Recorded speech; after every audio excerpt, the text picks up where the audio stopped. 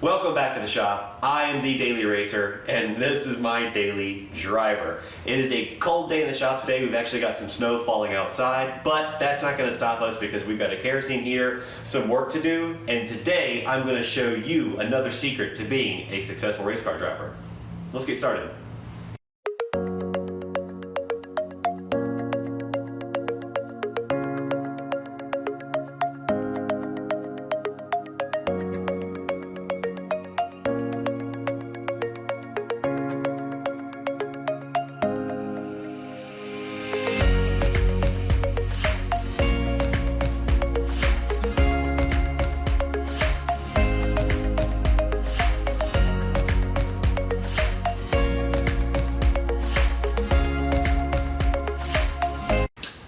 That's right. Today I'm giving you another secret to being a successful race car driver.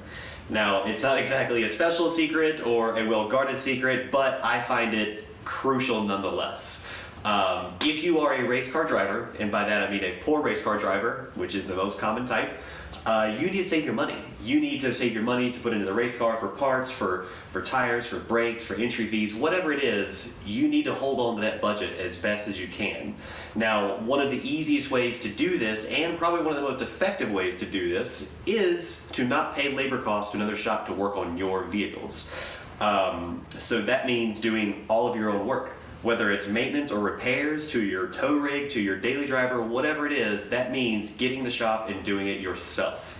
Now, this is my 1995 Integra GSR. It's got a lot of miles on it. It is a phenomenal car. It is my daily driver, it's my autocross car, it's my track car, you know, whatever it is. This car does it. And it does it very well. It's a fun car to drive. These GSRs are cheap. They're very affordable. Super fun car to drive. Parts are everywhere, and it's just a great car in general. Today, this thing needs a timing belt. We are right at the timing belt interval, so we're going to go ahead and get that taken care of. And at the same time, the starter's been acting kind of funny. Sometimes it won't start the car. This starter has been rebuilt a couple of times, so I've got a new starter. I'm just going to put a new one in it, and we're not going to have to worry about it anymore. We're probably also going to do an oil change while we're here, and it's going to be best to knock it all out in one trip. So let's get started.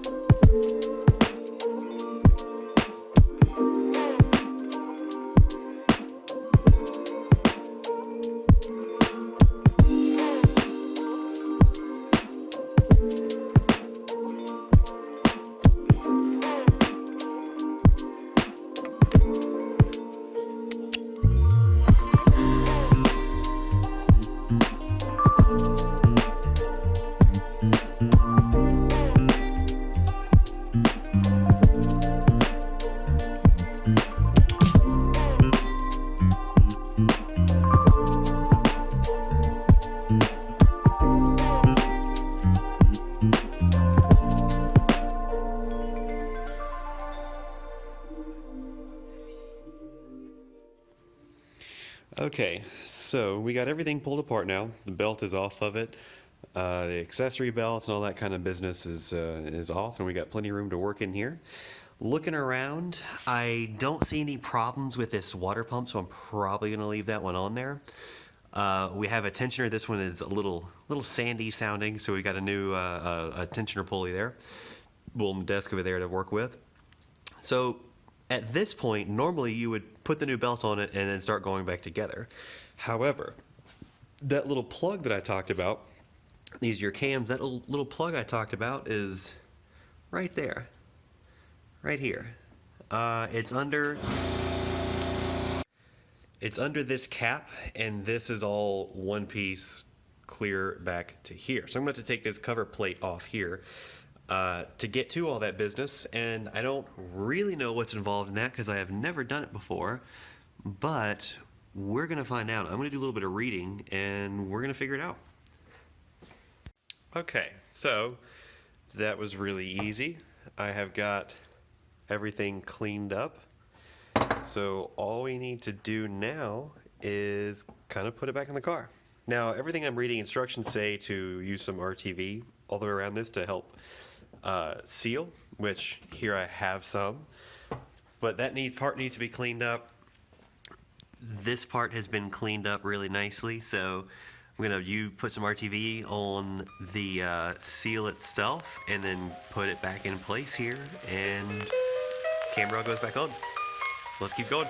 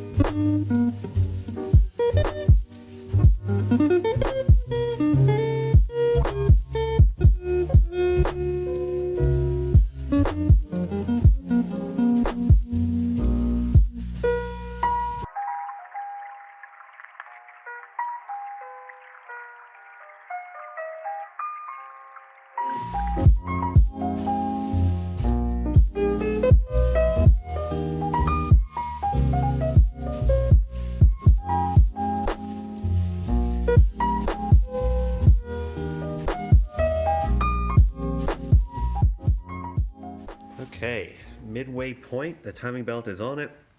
The timing cover is put together. This engine mount's put back together. Now it's time to, well, let's see. Oh yeah, well now it's time to start doing accessories. Alternator, power steering pump goes here. There's the AC compressor. I never took the belt off because that mount is sort of a pain to deal with, so I didn't worry about it.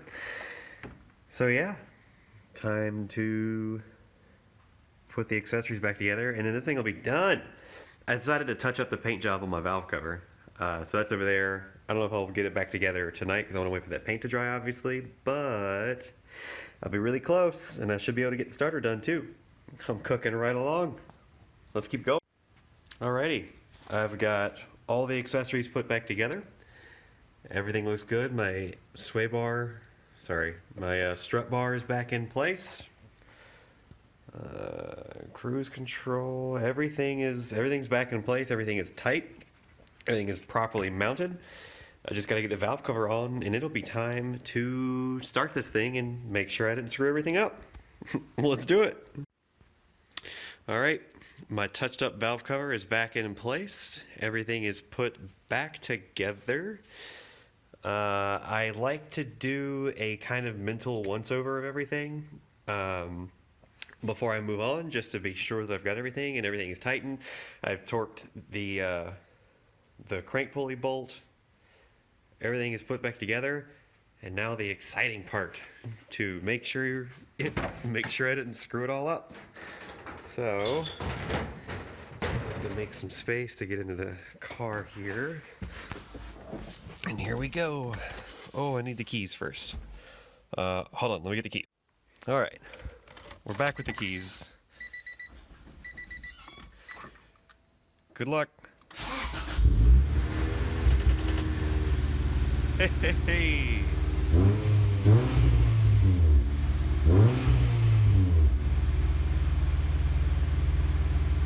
All right. Well, now we gotta go outside and check it.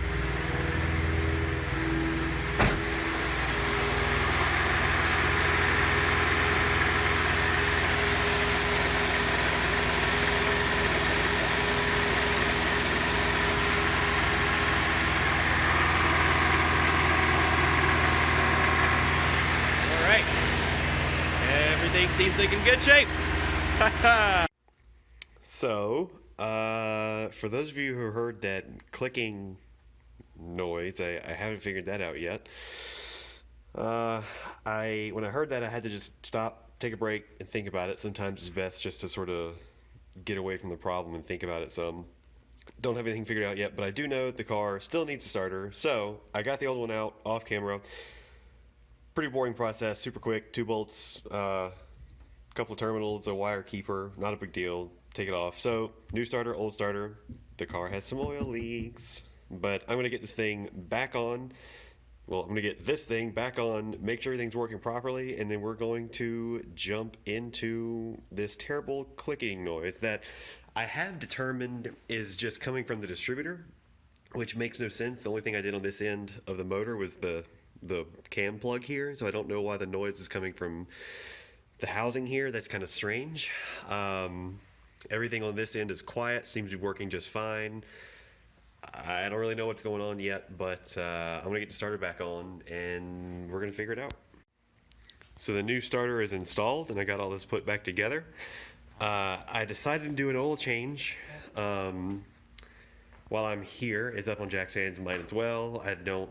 It's time for an oil change. So I'm doing an oil change, but first I had to go put on my long underwear because it's cold as hell here in the mountains. It's 28 degrees. This little guy isn't quite measuring up to the task, but there are some good things that come along with the 28 degree weather here in the mountains. Let me show you. Yeah. Oh, this is awesome. I love the sound of snow brings, and by that I mean there is no sound. It's quiet. Usually there's a mountain range back there that you can see. Can't see that now because it's snowing, really kind of snowing its butt off. But this is outstanding. In the shop working, snowing outside. We'll have some nice scenery to look at here pretty soon. In any case, let me get back to this oil change and get back to trying to figure out what that terrible rattling noise is coming from the distributor. Alrighty, so it has been a day and a whole lot of work since the last clip, but as you can hear, she is running. There's no clacky clacky like you probably picked up on. Smooth as always. Turns out I think I messed up the timing just a little bit. I mean, I took the whole side of the engine back apart again, found the belt kind of loose, went through the whole process again. It's tight, it sounds better now. I don't fully understand what happened, what went wrong, but I know that it sounds great now and everything is acting like it should. I'm letting the car warm up some, but that's it. Oil change, timing belt, new starter. She's in good shape. I'm gonna let this thing warm up and make sure everything is doing what it's supposed to be doing. And after that, I'll be right back and let's close out this video. Well, that was an ordeal. I ended up having to go back in there and basically do the whole timing belt again. I had put all the accessories on the motor and everything, so I had to take all that stuff back off, go back and do the timing belt again. I made a mistake. I didn't quite put the belt on in the right sequence, and so there were some loose places here and there that the tensioner could not take up, and so I think that was leading to just a slight timing problem, causing a few weird noises in the distributor and stuff like that. I don't have a full understanding of what happened, but I know that it sounds good now, it runs good now, I let it get the temperature, everything seems working out just fine, so I think we're done here. I got a lot done, I'm really happy with what I got done. There's a few more things I want to do, but for now, I think we're done here. I do want to start working on the race car soon. We're going to be at VIR on March 14th, the weekend of March 14th. That'll be my first event in the car. But I want to get some stuff done. I want to change numbers. I want to, I want to install a cool street. There's some stuff I want to get done here. So, next video I hope is going to be about that. In any case, thank you guys for watching. I had a lot of fun here until that end part that was a little frustrating, but that's just kind of how it goes when you're working on your own stuff. I hope that this kind of inspires you to jump in on your own stuff. Get your own stuff done so you can save the money so that you can go racing. Anywho, I had a good time. Thank you guys for watching. I'm gonna get cleaned up. I'm gonna go inside. I'm gonna have some dinner, and I'm gonna start thinking about the next video. I will see you guys next time. Thank you.